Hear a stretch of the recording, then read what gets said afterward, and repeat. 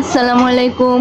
শীতের সময় আর পিঠা খাবো না তাই কি হয়, তাই আমার মা বানাচ্ছে আজকে পাটিসাপটা পিঠা। এখানে 4 কেজি দুধ জাল দিয়ে ঘন করে খিসা তৈরি করা হয়েছে, দেখতেই পাচ্ছেন হলুদ হয়ে গিয়েছে।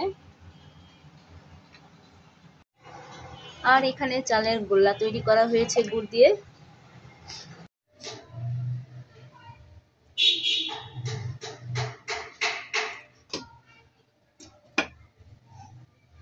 এই তো দেখতেই পাচ্ছেন কত সুন্দর পিঠা বানানো হচ্ছে।